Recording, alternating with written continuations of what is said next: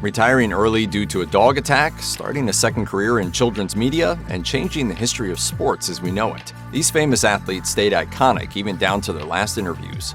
Baseball great Lou Gehrig was known as the Yankees' Iron Horse for his unfailing dependability. However, his name quickly became associated with the disease amyotrophic lateral sclerosis after he was diagnosed with ALS at just 36 years old.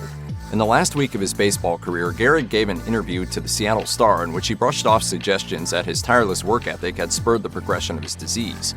"I know what you're thinking, that if I had nursed myself along, I wouldn't be worrying so much today. My legs would be faster, my eyes sharper, everything would be better. But you're wrong. Wrong about me anyhow. I never could help giving all I had." Though Gehrig's comments to the Seattle Star were his last official interview, he later delivered an iconic speech on July 4, 1939, during an event called Lou Gehrig Day. His speech remains a masterclass in hope and gratitude. Today, I consider myself the luckiest man on the face of the earth.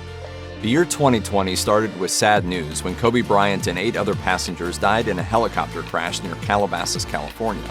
Bryant was just 41 years old at the time of his death.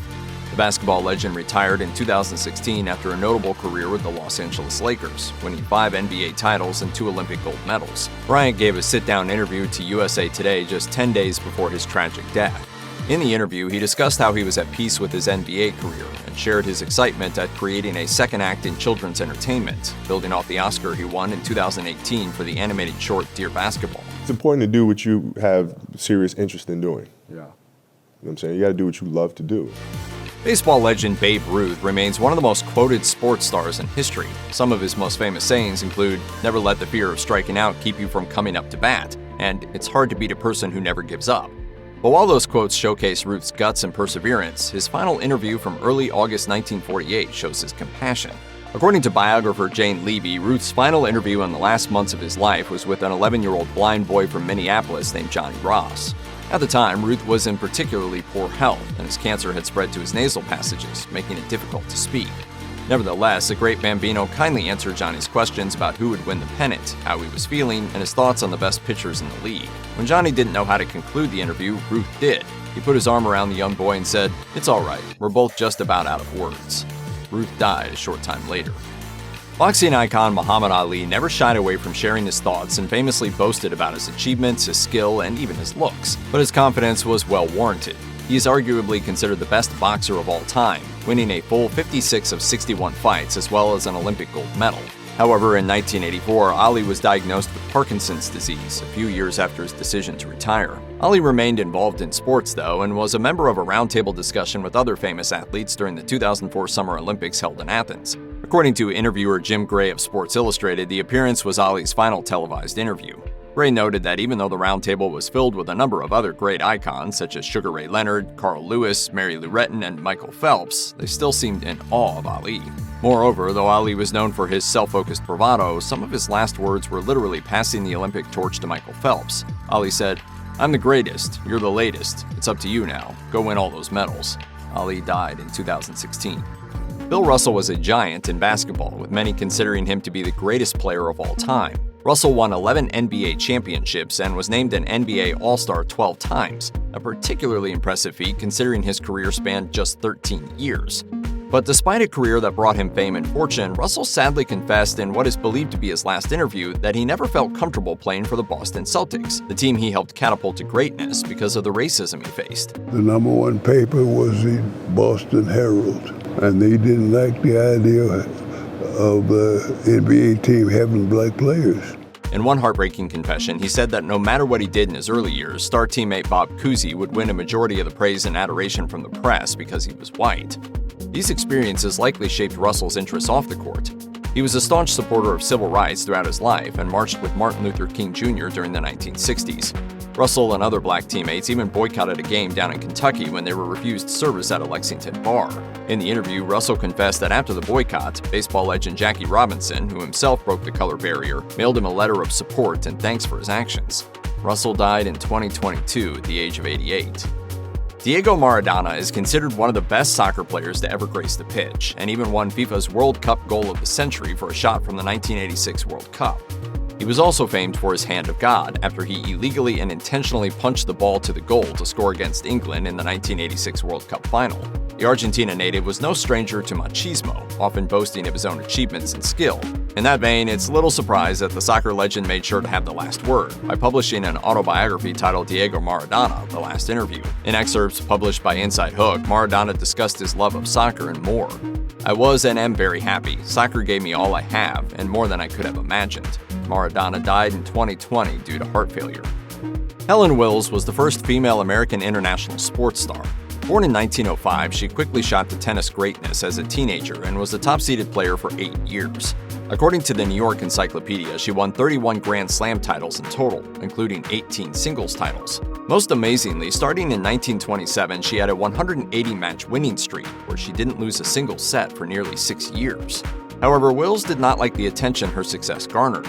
Famously serene on the court, she was even dubbed Little Miss Poker Face by her critics for her lack of emotion. Wills continued on her winning streak through 1938, until international unrest and the start of World War II made sporting events impossible. However, in 1994, she revealed that the real reason for her retirement wasn't a reluctance to return after the war, but rather due to a serious hand injury she'd suffered after she tried to break up a dogfight between her German Shepherd and another animal. She told Inside Tennis, "I got bitten in the hand and had my finger bitten off, and that ended my tennis." Wills died 4 years later at 92 years old.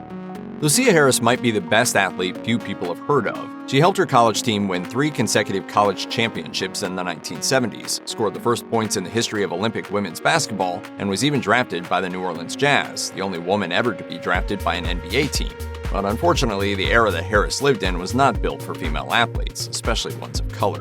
The WNBA did not yet exist, and though Harris was able to play for 1 year in the Women's Professional Basketball League, it folded after 12 months.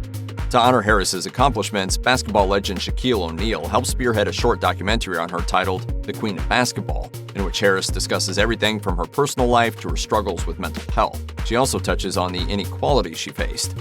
If I was a man, then there would have been options for me to go further and play. I certainly would have had money. However, she remained grateful for her experience, despite missing out on the fame and fortune that male basketball stars were given. I wanted to grow up and shoot that ball just like they would shoot it. And I did. She died in 2022, just 7 months after the Queen of Basketball debuted. Florence Griffith Joyner, often known as FloJo, instantly became a superstar after her incredible performance in the 1988 Olympics. In the trials for the event, she set a world record in the 100-meter sprint and went on to win 3 gold medals. After her retirement, she dedicated her time to helping underprivileged children. Joyner died in 1998 at the age of 38 after suffering from an epileptic seizure in her sleep.